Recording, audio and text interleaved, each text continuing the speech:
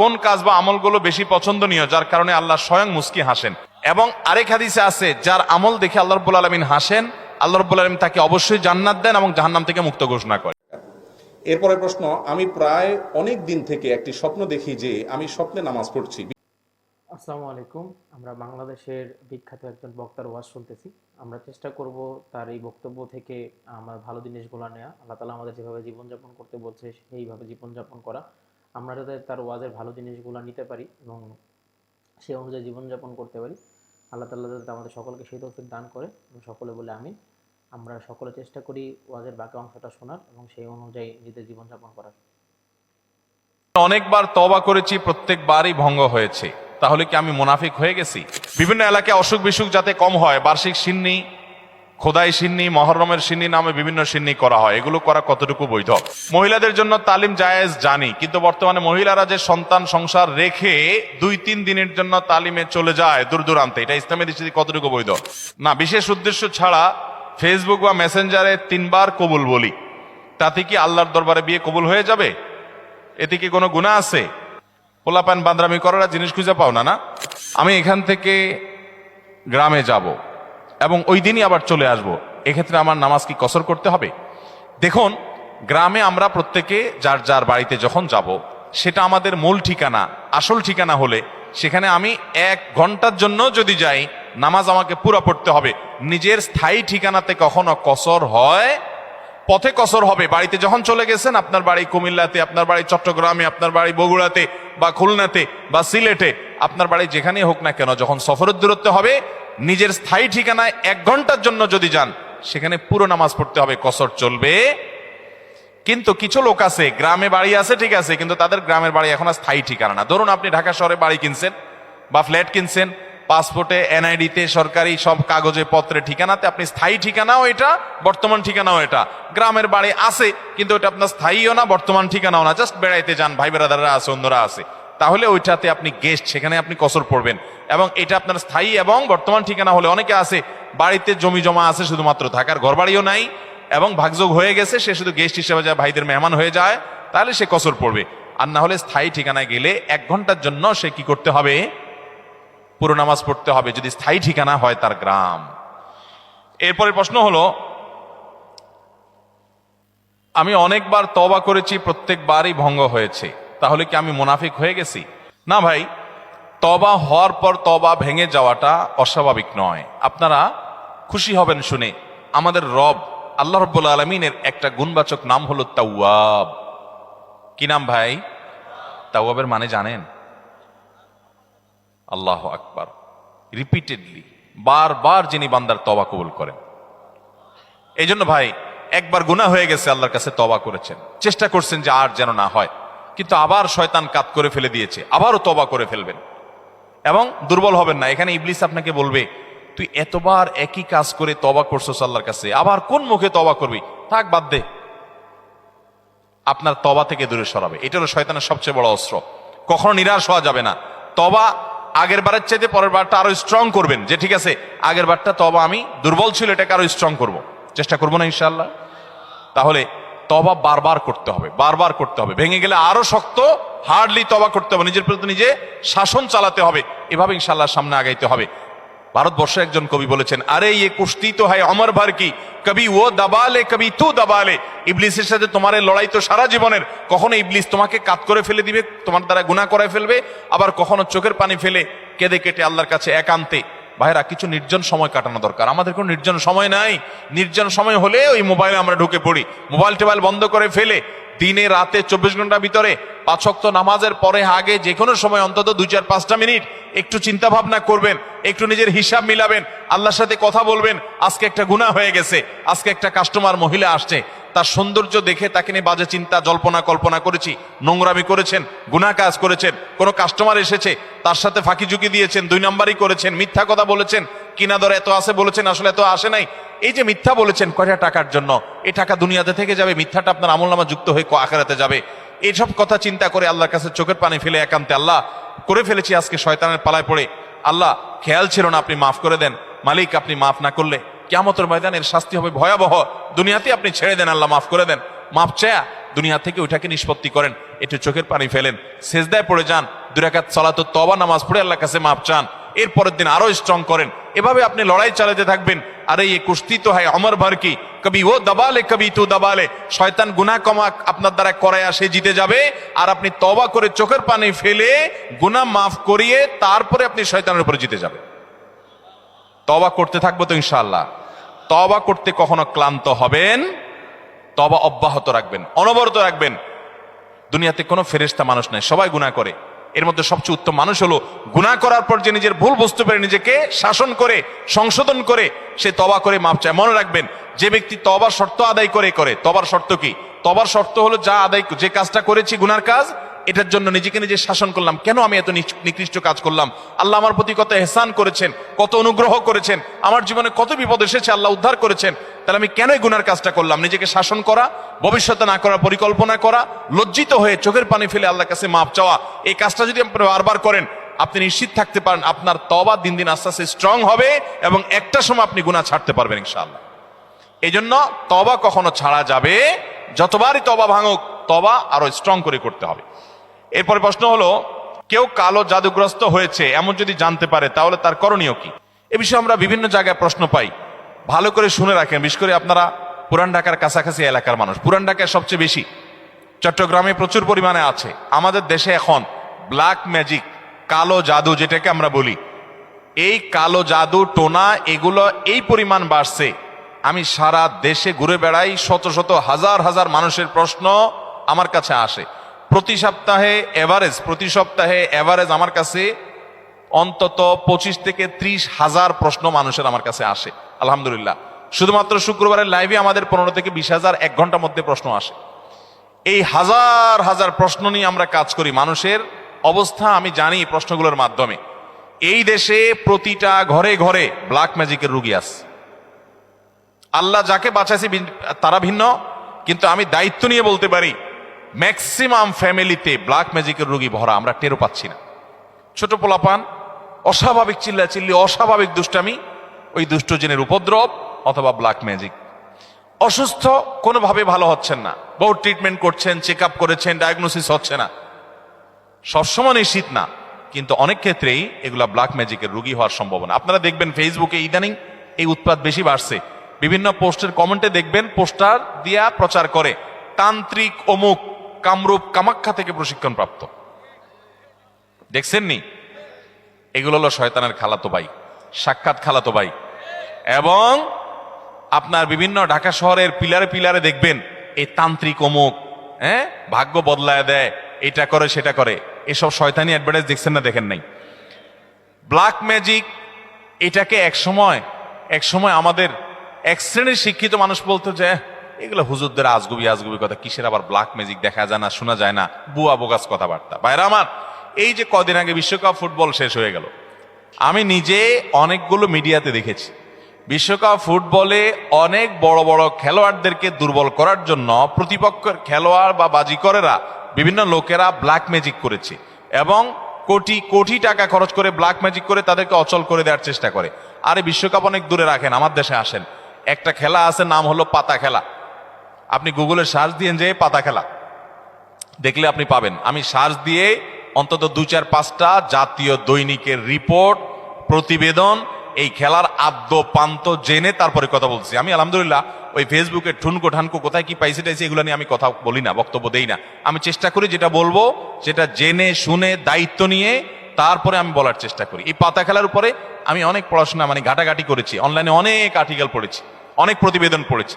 আমাদের দেশে হয়, আপনার উত্তরবঙ্গের দিকে বিশেষ করে হয়, অনেক জেলাতে।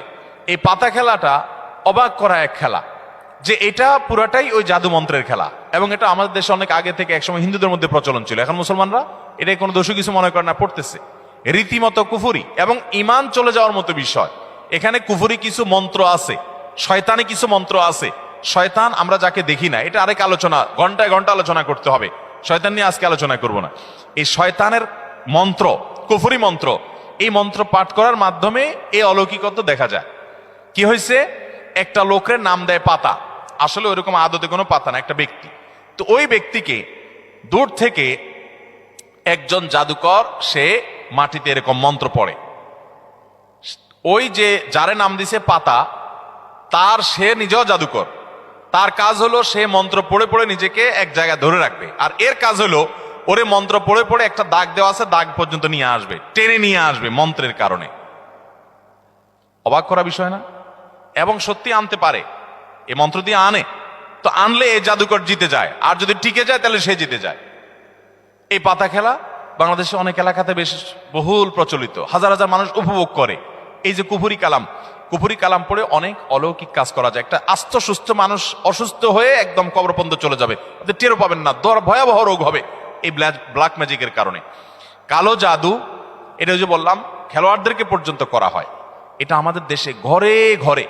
আপনি বাঁচতে চান, নাম্বার 1, আপনার ঘরকে কোরআন দিয়ে আলোকিত করতে হবে। ভাইরা আমার, আমি বিভিন্ন সময় বলার চেষ্টা করি, আপনি ইমানদার হিসেবে, মুসলমান হিসেবে আপনার মধ্যে শয়তান মাঝে মধ্যে সন্দেহ ঢুকায় যে ইসলাম আসলে সত্য কিনা, না হুজুররা এসব বকওয়াস কথা বলে টলে।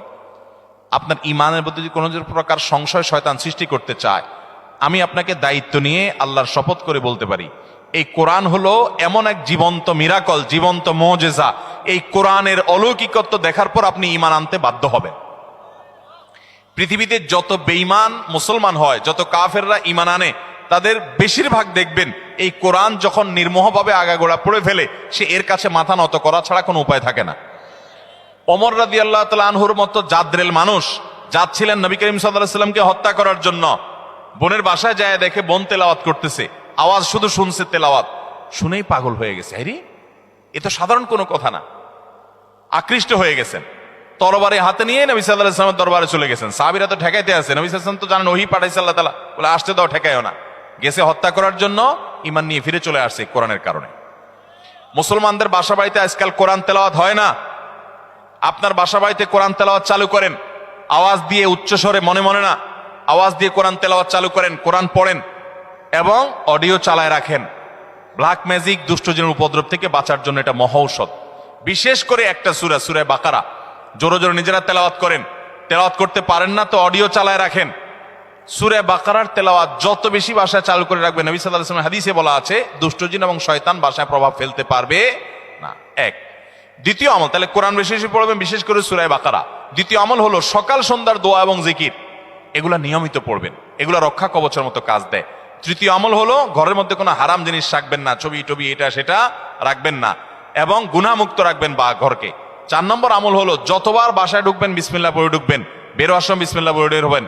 টয়লেটের দরজাগুলো বন্ধ রাখবেন, ঢুকতে বিসমিল্লাহ পড়ে ঢুকবেন, এই দোয়া পড়ে ঢুকবেন, বের হওয়ার সময় দোয়া পড়ে বের হবেন। খাওয়ার সময় বিসমিল্লাহ পড়ে খাবেন, প্রত্যেকটা কাজে বিসমিল্লাহ করবেন, শয়তান অংশগ্রহণ করতে পারবে না ইনশাআল্লাহ।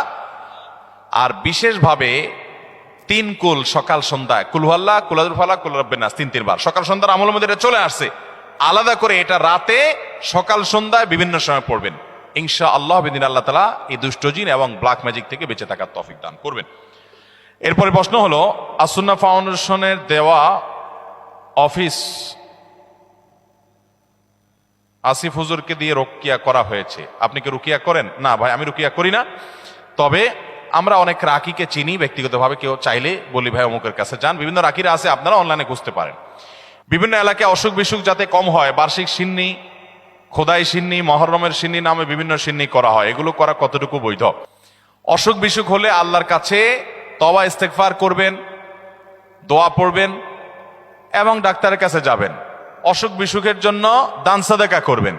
কিন্তু এই যে আপনার সিন্নি দেওয়া মানে হলো, ধরেন আপনার এই উপলক্ষে মিলাদের আয়োজন করলেন, নবী করিম সাল্লাল্লাহু আলাইহি ওয়াসাল্লাম বা সাহাবা একরাম কেউ এরকম অসুখ বিসুখ হলে, বিপদ আপদ হলে এরকম কোনো কাজ করতেন বলে আমাদের জানা নাই। বিধায় খেয়াল রাখতে হবে যে এগুলা কোনো সুন্নাহ সম্মত আমল না।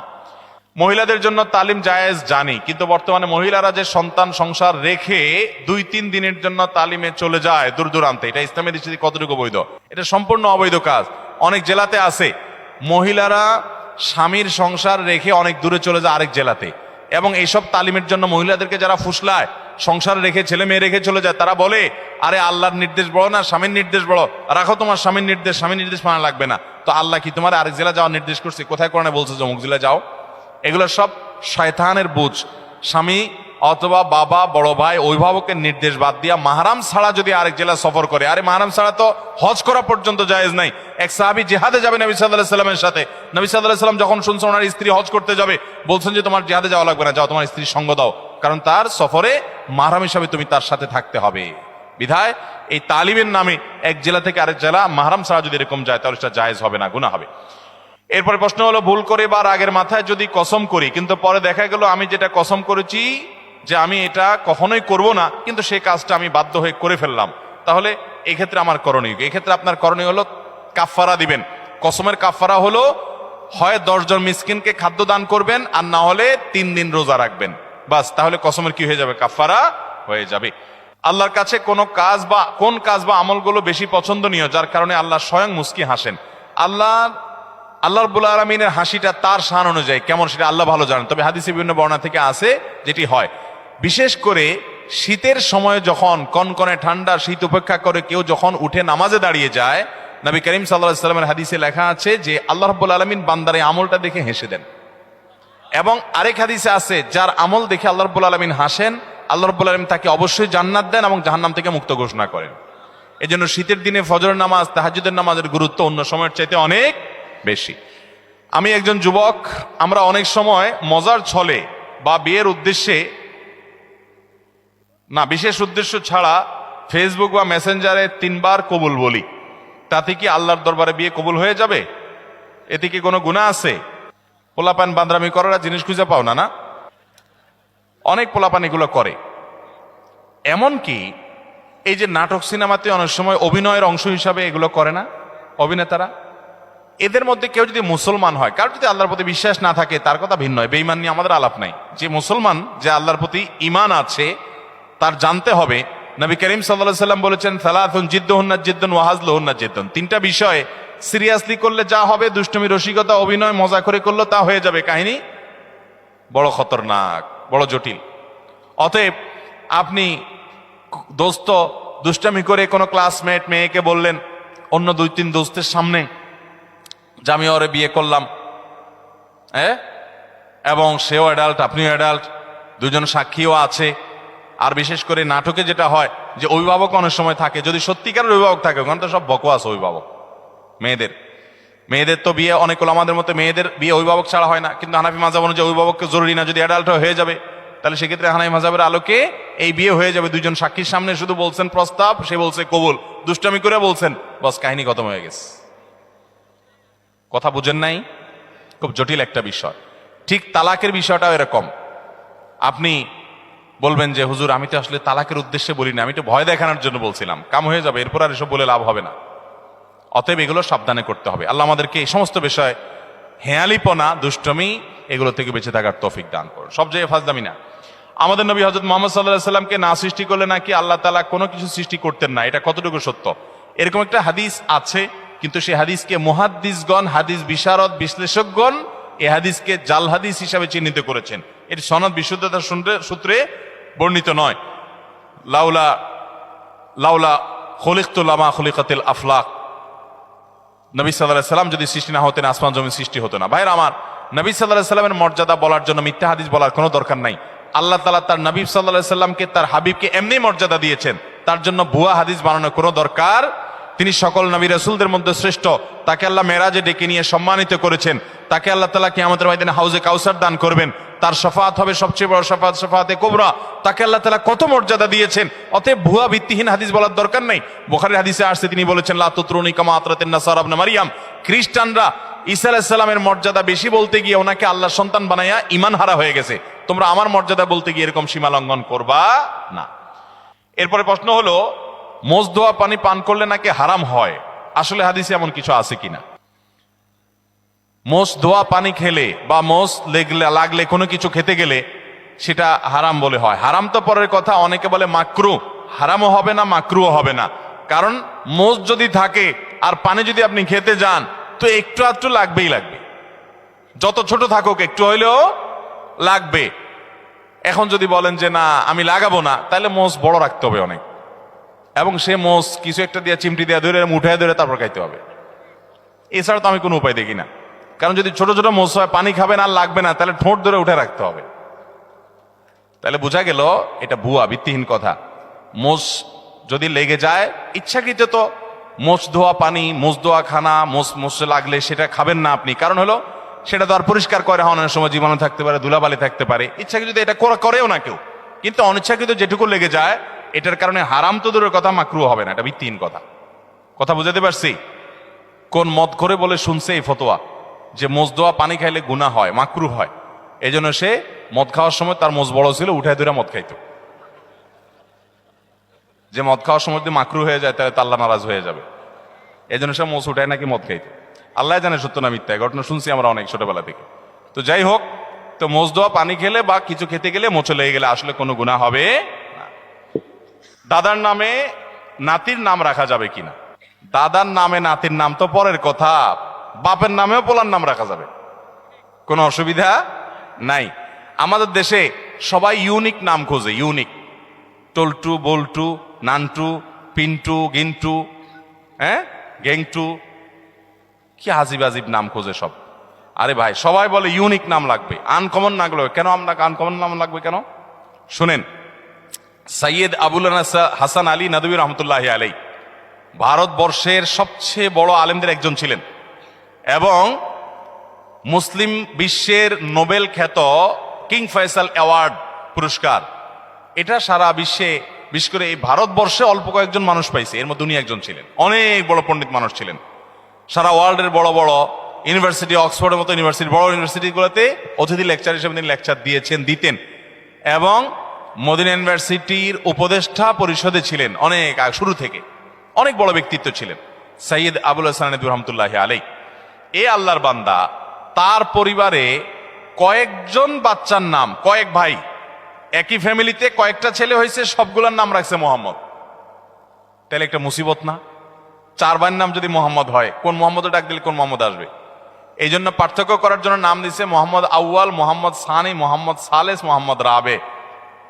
অর্থাৎ মোহাম্মদ ফার্স্ট, মোহাম্মদ সেকেন্ড, প্রথম মোহাম্মদ, দ্বিতীয় মোহাম্মদ, তৃতীয় মোহাম্মদ। তৃতীয় মোহাম্মদ বললে একজন আসে, চৌথ মোহাম্মদ আসলে আরেকজন আসে। এটা বলার উদ্দেশ্য হলো যে একই নাম আমাদের দেশে অনেকে আমরা নাম চাই, হুজুর একটা নাম দেন, তো বলি ভাই সবচেয়ে উত্তম নাম আব্দুল্লাহ, আব্দুর রহমান হাদিসে আসছে। সবচেয়ে সুন্দর নাম কি নাম?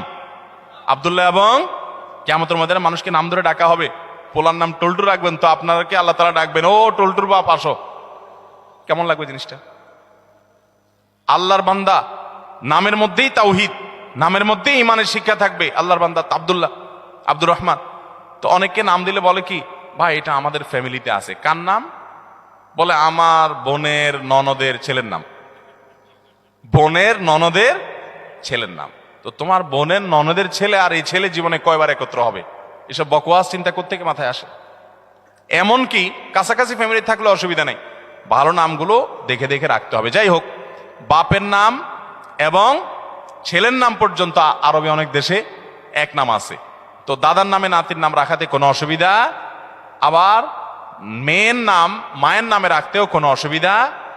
অনেকে রাখে না, এটাকে ভিন্ন চিন্তা। সেটা হলো যে মেয়েকে নাম ধরে ডেকে, কথার কথা মায়ের নাম ফাতেমা, এখন মেয়ের নামও যদি আমি ফাতেমা রাখি তাহলে একসময় বলবো ফাতেমা এদিকে কেন করছিস বেয়াদব ফাতেমা কোথাকার, তখন মার প্রতি অসম্মান হয় কিনা। এরকম ভক্তি কোথায় চলে গেছে চিন্তা করছেন? এটা বলে অতিরিক্ত সতর্ক থাকা। ওই যে একটা গল্প শুনছিলাম একবার, যে এক লোক সেলাই করতেছে, জামা কাপড় কিছু একটা সুই দিয়ে সেলাই করতেছে। তো এরকম সে নিচে সেলাই করতেছে, জানে সেলাইয়ের দোকান আছে, কেউ সেলাই করে। আরেকজন দোতলায় শুয়ে রয়েছে, তো দোতলায় সে ফ্লোরে শুয়ে রয়েছে, তো একটু পরপর সে মাথা উঠে ফেলা এরকম। তো আরেকজন বলে এরকম কেন করো? বলো যে নিচে সেলাই করতেছে এরকম করে, সতর্কতার মাইন নেই, যদি মাথা লেগে যায়। অতি সতর্ক হইতে হইতে কোন লেভেলে গেছে চিন্তা করছেন?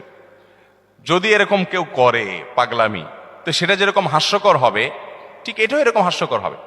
আপনার ছেলের জন্য, আপনার মেয়ের জন্য সুন্দর নাম রাখবেন। আপনি অতিরিক্ত সতর্ক হয়ে, আমি মেয়ের নাম যদি ফাতেমা রাখি, আমার মার নামও ফাতেমা, তাহলে মেয়েরে ফাতেমা বলে আয়সা যদি কখনো বকাঝকা দিই, তাহলে আমার মার প্রতি বেয়াদবি হবে। এত ভালো না, এটা অতিরিক্ত ভালো, অতিরিক্ত ভালো না। অতএব মা বা বাবার নামে ছেলে বা মেয়ের নাম রাখাতে কোনো অসুবিধা নাই। এবারের হজের খরচ গত বছরের চেয়েও অনেক বেশি, এটা কি স্পষ্ট জুলুম নয়? ভাইরা আমার, হজের খরচ গত বছর ছিল স্মরণকালের সবচেয়ে ভয়াবহ খরচ। আমি নিজেও গেছি। 6 লাখ টাকা প্রায় লেগে গেছে। এবছর হলো প্রায় 7 লাখ। 6,80,000 না 75,000, 83,000, তাহলে 7 লাখের মতো প্রায়। গত বছর ছিল প্রায় 6 লাখের মতো। এই যে পার্থক্যটা হয়েছে, এটা মূলত রিয়াল ডলারের দাম বাড়ার কারণেই হয়েছে। কারণ হলো গত বছর হজের সময় রিয়ালের দাম ছিল 24 টাকা, 23 টাকা, এরকম 22, 23, 24 এই রেঞ্জের মধ্যে ছিল। এই বছর রিয়ালের দাম কত এখন? 28, 29, 30 টাকা। তাহলে 5 টাকা করে রিয়ালের প্রতি যদি দাম বাড়ে, সবকিছুই তো সেখানকার খরচ, অতএব বিশাল বড় একটা অংশ এখানে বেড়ে গেছে। এটা একটা বাস্তবতা। তবে সৌদি গভর্নমেন্টের কাছে আমাদের আবেদন থাকবে যে তারা হজের ক্ষেত্রে যেন আরেকটু দয়া এবং মায়া প্রদর্শন করে। কারণ মুআল্লিম ফি যেটা অন্য সময় সামান্য ছিল, সেটা গত বছর মাঝে 2-3 বছর করোনা গেল, গত বছর সেটা ডাবল না জানে ট্রিপল, কয়েক গুণ সেটা বাড়াই দিস। আমি গত বছর হজে যাওয়ার সময় চিন্তা করছি যে যেটা বোধ হয় 2,000-এর নিচে ছিল, ওইটা 5,000, 6,000 টাকা, 6,000 রিয়াল, টাকা না, সৌদি রিয়াল, তার মানে 1 লাখ প্লাস। এটা মুআল্লিম ফি। তো মুআল্লিম ফি যেটা নিচে মক্কা মিনা মুজদালেফাতে সার্ভিস দেয়, সেটার ফি, ঠিক আছে, এটা নিতে হবে, খরচের টাকা বুঝলাম। তো আগে যেটা ছিল ধরেন 2,000-এর ঘরে, সেটা হঠাৎ করে 6-7,000-এর ঘরে চলে গেল, 3 গুণে, এত বেশি, এত হাজার রিয়ালের ঘরে চলে গেল। আমি মনে করছি এবার বোধ হয় হজে নিয়ে জামাই আদরে রাখবে মনে হয়, এত টাকা যেহেতু নিছে তাহলে বোধ হয় খুব আদর যত্ন করবে। তো আমি দেখলাম না, আদর যত্ন কিছু না, হাজি এমনি কম নিছে, সেজন্য একটু ফ্রি আছে। শুধুমাত্র মিনা মুজদালেফা আরাফাতে টয়লেটের নিচে স্ল্যাব বসাইছে, যেটা আগে প্লাস্টিকের ছিল, ব্যাস। আমি আর দৃশ্যমান কোনো পার্থক্য দেখলাম না, বাস এটার কারণে। বা আর যেগুলো আছে সেগুলো উল্লেখযোগ্য এমন আহামরি কিছু না, মানে এটার কারণে অন্তত 3 গুণ টাকা বৃদ্ধি হবে বা 3-4 গুণ হয়ে যাবে, অনেক গুণ বৃদ্ধি হয়ে যাবে, এরকম কোনো বিষয় না। এরপরে আসুন, বিমান ভাড়া সম্ভবত এই বছর কত, 2 লাখ বোধ হয়, 2 লাখের মতো ধরছে। কল্পনাই করা যায় না, যারা বিভিন্ন দেশ সফর করেন তারা জানেন। নর্মাল সময়ে এখান থেকে জেদ্দা আসা যাওয়া যেই ভাড়া হয়, হজের সময় তার ডাবল দিতে হয়। এটা যৌক্তিক, ডাবল দিতে হয় যে এটা যৌক্তিক। কারণ যে বিমানগুলো স্পেশালি হাজিদেরকে নেওয়ার জন্য আসে, এগুলো খালি আসে, আবার হাজিদেরকে নিয়ে চলে যায়, আবার নামায় দিয়ে খালি চলে যায়। কারণ হজের সময় যে ধরেন 50,000, এবছর হয়তো আর অনেক বেশি যাবে, ধরেন 1 লাখ হাজি গেল, তো 1 লাখ হাজি হঠাৎ করে যাচ্ছে বাংলাদেশ থেকে, সৌদি প্রবাসীদের আসা যাওয়ার জন্য রুটিন বিমান আছে, সেগুলো যদি 1 লাখ লোক হঠাৎ করে যাচ্ছে, তাদের নিতে পারবে না, আলাদা বিমান দরকার হয়, ডেডিকেটেড বিমান লাগে, আরো অনেক ব্যাপার স্যাপার আছে। তো আলাদা করে হাজি সাহেবদেরকে নিতে হয়, আনতে হয়, সেজন্য ডাবল খরচ নিতে হয়। তো ডাবল খরচ যদি হয়, তো সেটাও 2 লাখ টাকা, 2 লাখ প্লাস বা 2 লাখের কাছাকাছি হওয়ার কথা না। এক্ষেত্রে থার্ড ক্যারিয়ার কে সুযোগ দেওয়া যেতে পারে। সেক্ষেত্রে যদি টেকনিক্যাল সমস্যা হয়, তাহলে বিমান ভাড়া সহনশীল হতে পারে। এমনকি ওমরার বিমান ভাড়া পর্যন্ত 1 লাখ, 1 লাখ প্লাস। আপনি এমনি সৌদি প্রবাসীরা আসা যাওয়া করে জিজ্ঞেস করেন ভাড়া কত, খুব আহামরি কিছু না, অনেক কম তার চাইতে। তো এই যে হজের খরচ, সেটা সহনীয় পর্যায়ে করা উচিত। এবং আমাদের সরকারের কাছে আমাদের দাবি থাকবে যে ক্রান্তি, নানা সময় অর্থনৈতিক অনটন থাকে, ঠিক আছে, ভারতের মতো দেশ যেখানে হিন্দু প্রধান দেশ, সেখানেও হজে ওমরাতে যথেষ্ট পরিমাণ সহনশীল রেট থাকে এবং ভর্তুকি দেওয়া হয় অনেক দেশেই। তো আমাদের দেশে হাজিদের জন্য অনেক কাজে তো ভর্তুকি দেওয়া হয়, যারা আল্লাহর ঘর হজ করতে যাবে তাদের জন্য ভর্তুকি দেওয়া যেতে পারে। তবে এখানে যে খরচটা হচ্ছে, সব খরচটা সবগুলো বেশিরভাগই সৌদি আরবই হয়, বেশিরভাগ কি 99%ই সৌদি আরবের খরচ, আমাদের দেশে খরচ নাই বললেই চলে। বিধায় রিয়ালের দাম বাড়ার কারণে আসলে অনেক বেশি বেড়ে গেছে। এই জন্য ভাইরা বলি, যারা হজ পিছাইছেন, অনেক লোক আছে এই মজলিসে, বহু লোক আছে আমি জানি, যাদের আজ থেকে 7 বছর 8 বছর আগে হজ করার ক্ষমতা ছিল, তখন 3 লাখ, 3.5 লাখ, 4 লাখ টাকা হজ করা যেত, কিন্তু করেন নাই, পিছাইতে এখন 7 লাখে আসছে, একসময় যদি 14 লাখে যায়, আর তখন যদি বলেন আমার কাছে এত টাকা নাই, আপনি আল্লাহর কাছে দায়মুক্ত হবেন না। কারণ যখন কম ছিল তখন তো আপনার পরে হজ ফরজ ছিল, আপনার টাকা ছিল, আপনি কেন করেন নাই?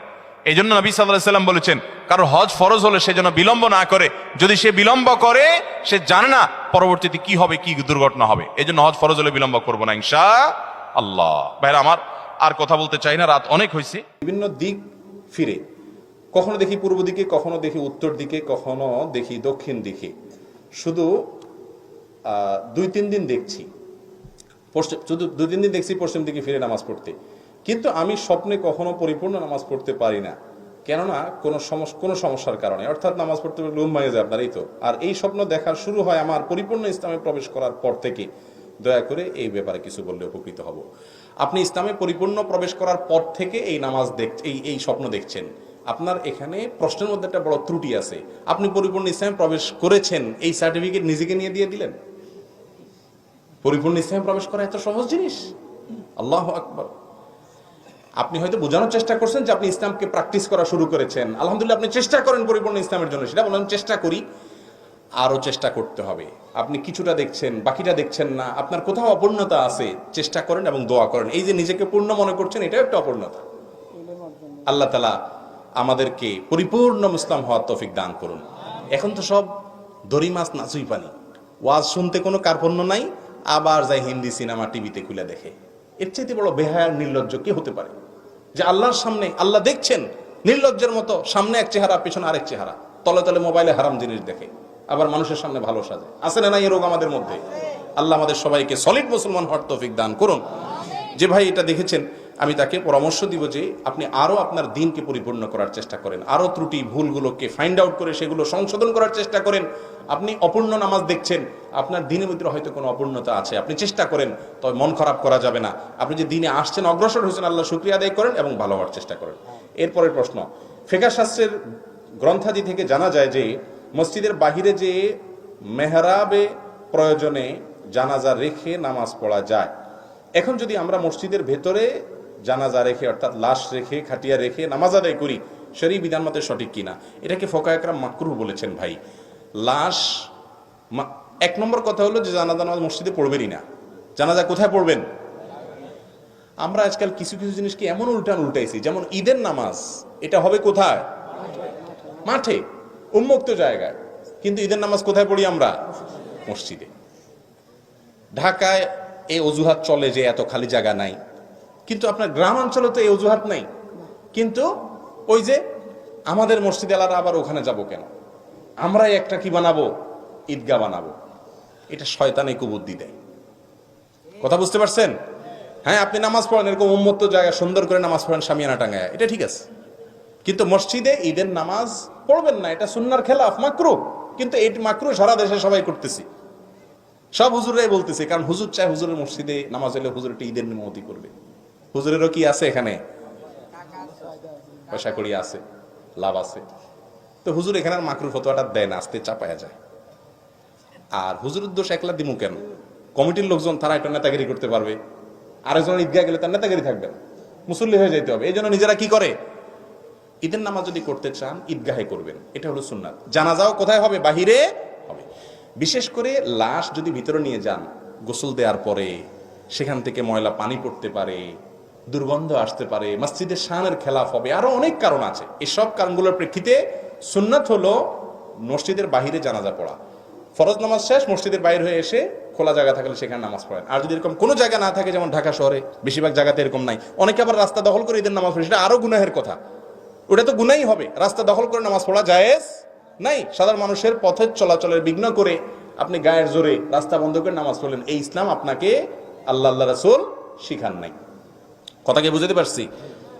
মানুষের ক্ষতি করে নামাজ পড়া জায়েজ নাই। রাস্তাঘাট বন্ধ করে, রাস্তার মালিককে, একজন মানুষ যেতে পারে, ইমার্জেন্সি রোগী নিয়ে যেতে পারে, আপনি বন্ধ করে দিলেন রাস্তা নামাজের জন্য, না, এই ইসলাম আমাদেরকে শিখায় নাই। মসজিদে পড়তে হবে, সেক্ষেত্রে ওটার চাইতে মসজিদে পড়া উত্তম।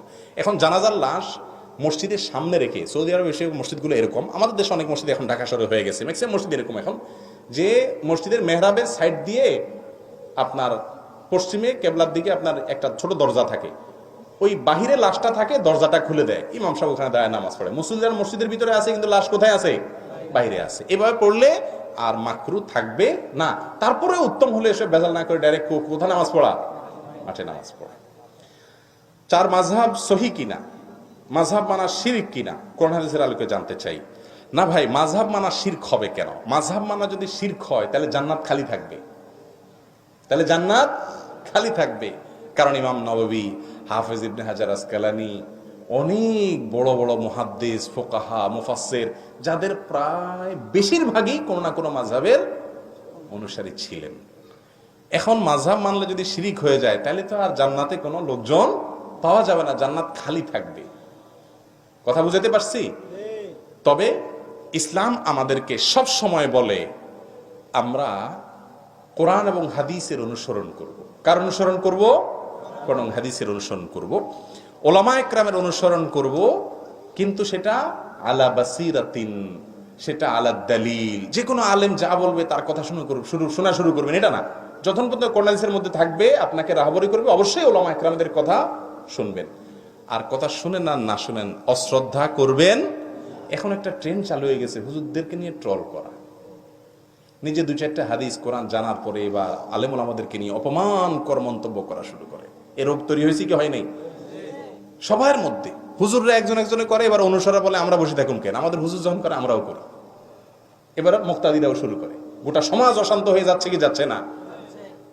আল্লাহ রাব্বুল আলামিন আমাদের মনগুলোকে বড় করার তৌফিক দান করুন। আমি মনে করি উনি ভুল করতেছে একটা মাসালায়। আমার মতে ওনার মাসালাটা কি ভুল। ওনাকে যদি আল্লাহ জান্নাতে দেয় আমার কোনো ক্ষতি আছে? আমি তো আল্লাহকে এটা বলা দরকার, আল্লাহ আমার ভাই আমার মতে ভুল করতেছে, তারপরে তারা জান্নাতে দিয়ে না, আল্লাহ আমাকেও সাথে দিয়ে। এটা না ইমানদারের কথা? কিন্তু এমন একটা ভাব আমাদের যে হে জান্নাতে গেলে আমি ওই জান্নাতেই যাব না, নাউজুবিল্লাহ। এরকম একটা রোগ এসে গেছে আমাদের মধ্যে।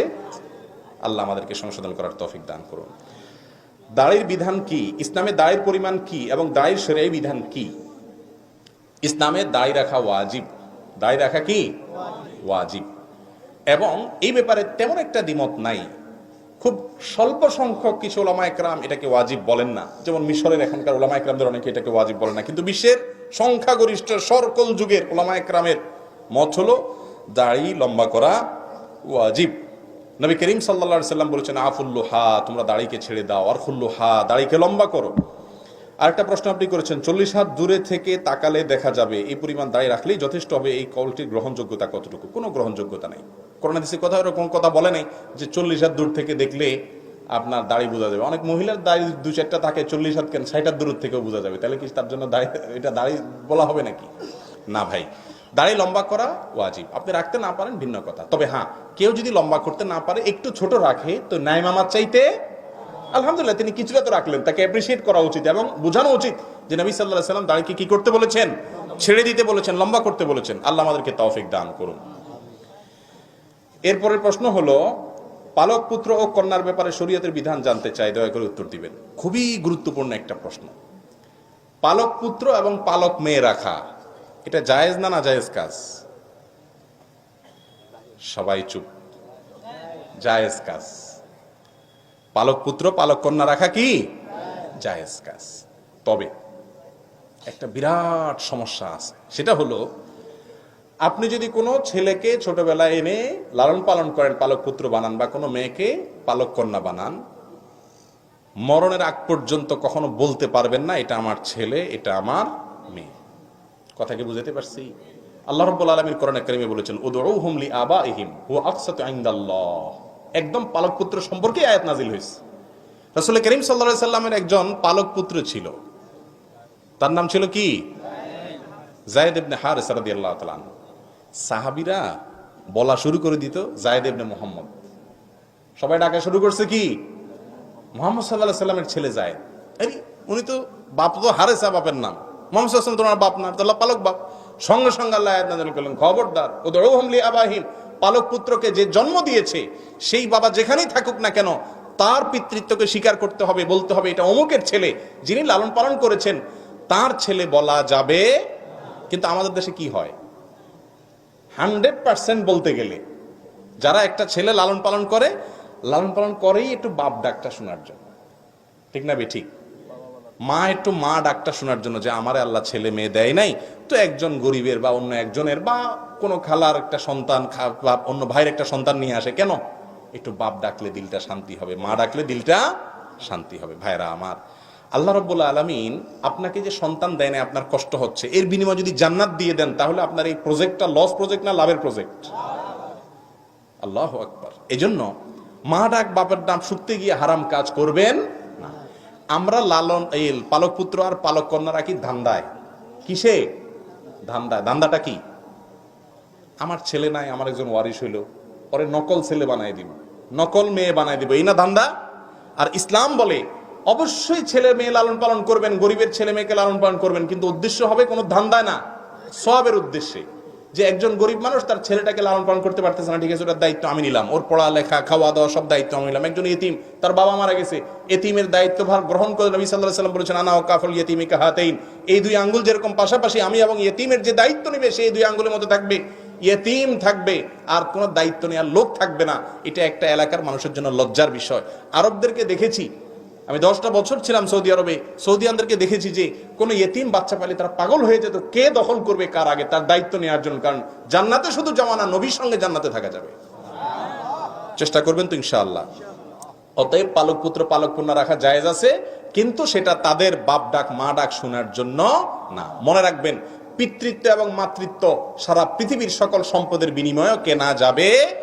ওই বাচ্চাকে যিনি জন্ম দিয়েছেন, যিনি গর্ভধারণ করেছেন, আপনি তাকে লালন পালন করতে পারেন, তাই বলে ওর মায়ের জায়গা ওর বাপের জায়গা কখনো আপনি দখল করতে পারবেন না। ওর বাপ বাপ থাকবে, ওর মা মা থাকবে, সেটা কখনো পরিবর্তন হওয়া, মা বাপ কি পরিবর্তনশীল বিষয়? যাবে না। মনে থাকবে তো ইনশাআল্লাহ।